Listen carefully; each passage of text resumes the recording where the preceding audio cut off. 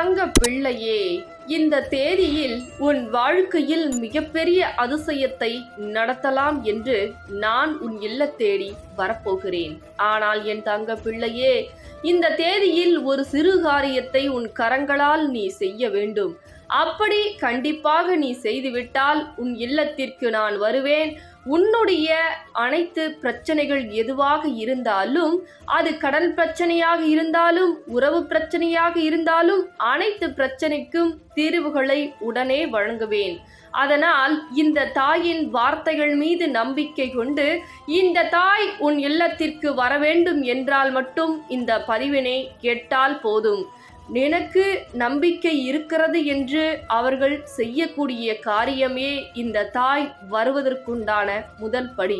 ஆனால் அலட்சியமாக நினைத்து கொண்டு இதையெல்லாம் செய்தால் வருவார்களா என்று நினைப்பவர்களுக்கு அப்படியே நடக்கும். அதனால் என் தங்க பிள்ளையே, கேட்கக்கூடிய ஒவ்வொரு தங்க பிள்ளைகளும் வாராகி தாயே என் இல்லம் தேடி வருவீர்கள் என்று எனக்காக குறு மெசேஜை அனுப்பி வைத்துவிட்டு இந்த பதிவினை கேட்கத் தொடங்க வேண்டும். அப்படி நீ முதலிலே நான் சொல்லியது போல் நீ செய்துவிட்டால் வெற்றிக்கு வெற்றி நீ உரியவராகி விடுவாய். என் தங்க பிள்ளைக்கு என்ன தேவைகளோ அந்த தேதியில் நான் மிகப்பெரிய லீலை உன் இல்லத்தில் நடத்தப் போகிறேன். ஆனால் நான் சொல்லியபடி நீ கடைபிடிக்க வேண்டும். அதை மட்டும் மனதில் நினைவு வைத்துக் கொண்டு இந்த பதிவினை முழுவதுமாக கேட்டுவிட்டால் நிச்சயமாக நீ உன் இல்லத்தில் நான் சொல்லியபடி செய்து நான் உன் இல்லத்திற்கு கட்டாயமாக வருவேன். இதில் எந்த மாற்றமும் கிடையாது. அதனால் தைரியமாக கண்களை மூடி இந்த பதிவினை கேள் என் தங்க பிள்ளையே. ஒவ்வொரு தருணமும் என்னுடைய தங்க பிள்ளையானது மற்றவர்களால் ஏமாற்றப்பட்டிருக்கிறது. ஒவ்வொரு தருணமும் அதுவும் முழுமையாக நம்பியவர்கள், உன்னுடைய வாழ்க்கையில் நான் முழுவதுமாக சந்தோஷம் கொடுக்கிறேன் என்று சொல்லியவர்கள் எல்லாம் வாழ்க்கையில் இப்பொழுது முழுமையாக ஏமாற்றி இருக்கிறார்கள். என்னுடைய தங்க பிள்ளை பல நாட்களாக இதை தெரிந்து கொள்ளவில்லை.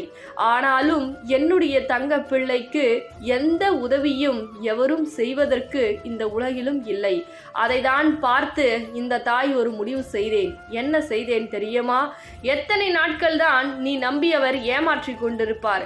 உனக்கு நான் முதலில் அதை தெரியப்படுத்த வேண்டும். ஏனென்றால் சில நேரங்களில் சில விஷயங்கள் தெரிந்து கொண்டு சில விஷயங்கள் விட்டு விலகினால்தான் நல்லது தேடி வரும். சுற்றி கெட்ட விஷயங்களே வைத்துக்கொண்டு எனக்கு நல்லது வரவில்லை என்றால் எப்படி வரும் என் தங்க பிள்ளையே? அதனால்தான் முதலில் உன்னை சுற்றி உள்ள கெட்ட விஷயங்களை விலக்க வேண்டும். எப்படி தெரியுமா? உன்னை ஏமாற்றுவது, துரோகம் செய்வது, பணத்திற்காக பொய் பேசிக்கொண்டு நாடகம் ஆடுபவர்கள், இவை எல்லாமே உன் வாழ்க்கையில் உன்னை சுற்றி இருக்கிறது.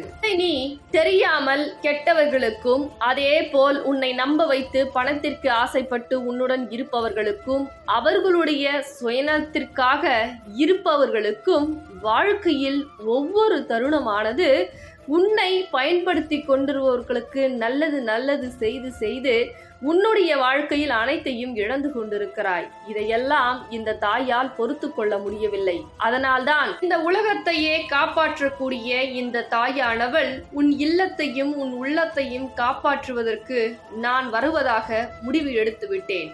என்னை நீ அம்மா என்று கூப்பிட்டு உன் இல்லத்திற்கு நான் சொல்லிய முறையில் அழைத்து விட்டால் நிச்சயமாக வருவேன். நான் முடிவெடுத்து விட்டால் மட்டும் போதும். இருந்தாலும் உன் இல்லத்தில் ஒரு தாய் வரவேற்கக்கூடிய காரியங்கள் நடந்தால்தானே இன்னும் சந்தோஷமாக வருவேன். இன்னும் இரட்டிப்பான விஷயங்கள், நீ நினைத்ததை கேட்டதை அனைத்தையும் கொடுப்பேன். ஆனால் உன் இல்லத்திற்கு நான் வர வேண்டும் என்றால் சில விஷயங்கள் உன்னை விட்டு பிரியும். என்ன பிரியும் தெரியுமா? இன்னும் கவனமாக கேள். உன்னை ஏமாற்றி கொண்டிருப்பது முதலில் பிரியும். உனக்கு துரோகம் செய்பவர்களுக்கு கண்டிப்பாக என்னை பார்த்தால் அவர்களுக்கு பிடிக்காது. அதனால் அவர்களும் உன்னை விட்டு விலகுவார்கள். அதே போல் பொய் சொல்லிக்கொண்டு பல நாட்களாக உன்னுடைய தேவையை நினைவில் வைத்துக்கொண்டு உன்னுடன் உறவாடுபவர்களெல்லாம் உன் இல்லத்திலும் சரி உன்னுடைய வாழ்க்கையிலும் சரி ஒரு பொழுதும் இருக்க மாட்டார்கள். இது முதலில் நான் வருவேன் என்று சொல்லிவிட்டாலே இத்துணை விஷயங்களை நீ இழக்க வேண்டியிருக்கும். பரவாயில்லையா என் தங்க பிள்ளையே? இத்தனை இழக்க நீ தயாராக இருந்தால் நான் வர தயாராக இருக்கிறேன். ஏன் தெரியுமா?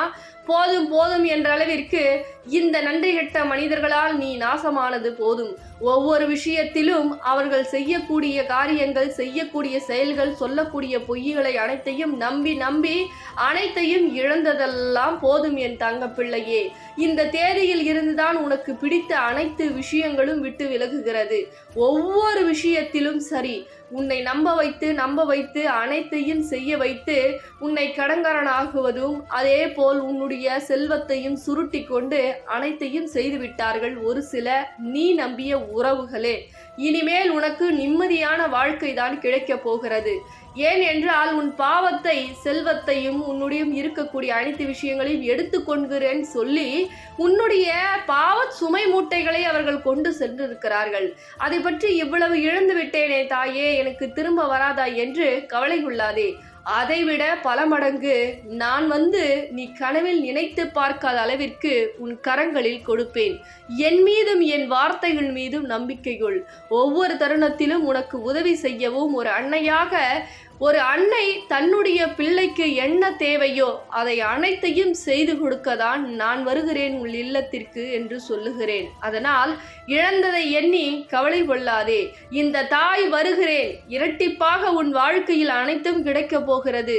ஒவ்வொரு நேரத்திலும் உன்னை ஏமாற்றியவர்களுக்கு தண்டனை கிடைக்கப் போகிறது. யாராலும் என்னை ஏமாற்றியவருக்கு தண்டனை கிடைக்காதா?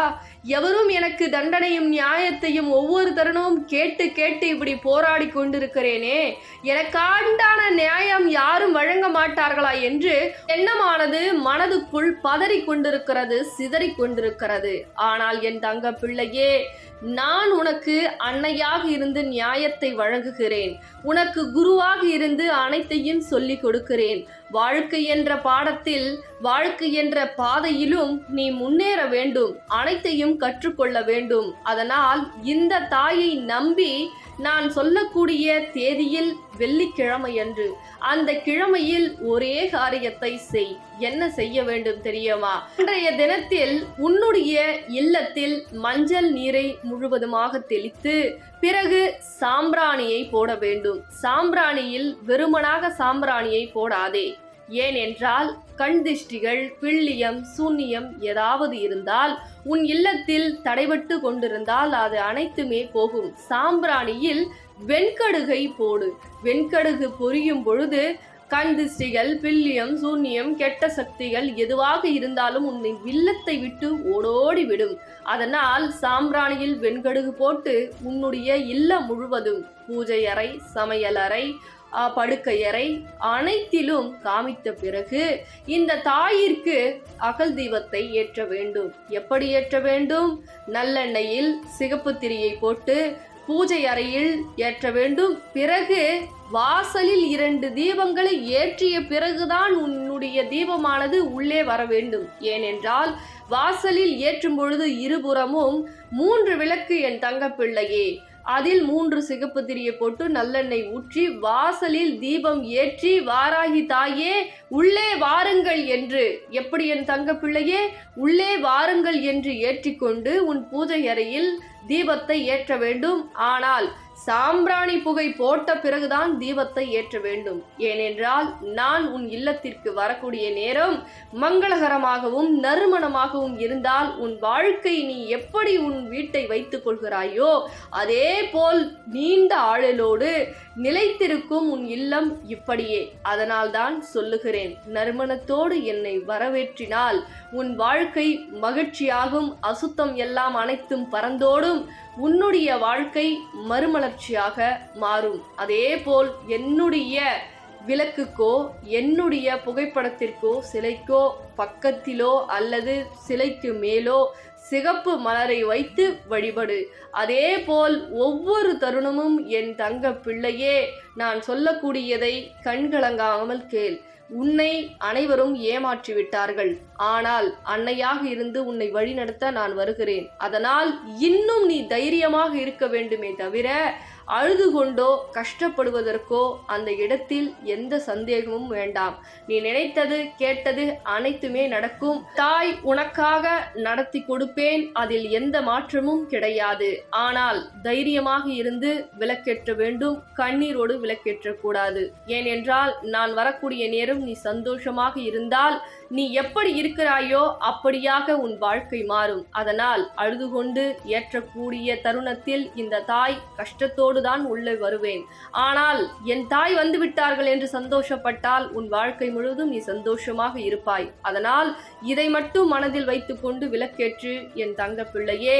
பிறகு இந்த பதிவினை மற்றவர்களுக்கும் தெரியப்படுத்து. உன்னால் ஒரு மற்றவர்கள் ஆறுதலான மனது, புண்பட்ட மனது ஆறுதல் கிடைக்கிறது என்றால் உன் பொன்னான கரங்களால் இந்த பதிவினை பகிர்ந்துவிடு என் தங்க பிள்ளையே.